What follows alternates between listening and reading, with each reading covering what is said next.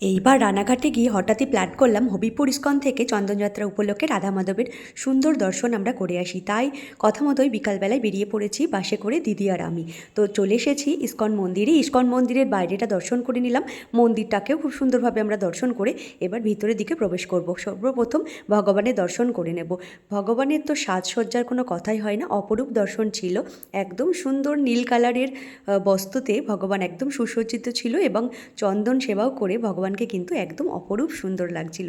জগন্নাথ, বলদেব, সুভদ্রা মহারানী এবং গৌর নিতাই, এছাড়াও রাধা মাধবের অপরূপ রূপ দেখার পর আমরা বাইরের পরিবেশটাকে ঘুরে দেখছিলাম। এখানে কত তুলসী চারার মানে যত্ন করা হয়, বিশেষ করে এই বৈশাখ মাসে, যেহেতু বৈশাখ মাসটা খুব মহত্ব রয়েছে এবং তুলসী সেবার অনেকটা গুরুত্ব রয়েছে।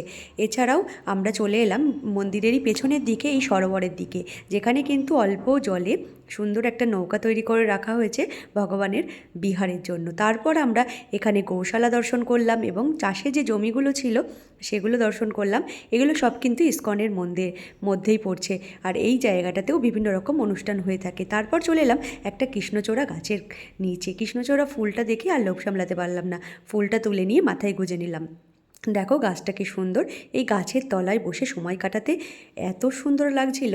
তারপরে দেখছি যে এখানে একটা সরোবর রয়েছে, বড় সরো, সেখানে কিন্তু বোটিংও করা হয়। তারপর সন্ধে নামতেই ভগবান আর রাধারানীকে কোলে নিয়ে প্রভুরা চলে গেলেন একদম সেই ছোট্ট সরোবরটির দিকে, যেখানে নৌকা রাখা ছিল।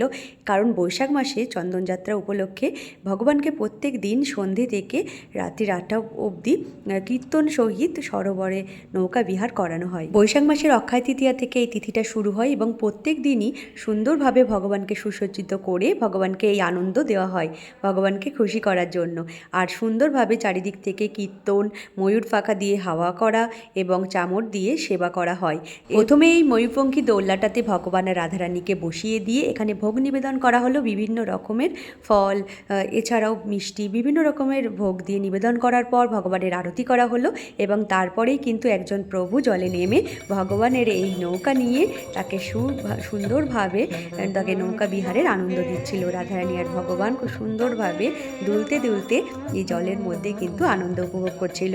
আর সেটা দেখার জন্য অনেক অনেক ভক্ত কিন্তু অনেক দূর থেকে আসে এবং দেখতেও ভীষণ আনন্দ লাগে, কারণ আমাদেরও মনটা আনন্দে ভরে যাচ্ছিল। এই সুন্দরভাবে সাজানো এই প্রাকৃতিক দৃশ্যটা অতি যেন দুর্লভ একটা দৃশ্য।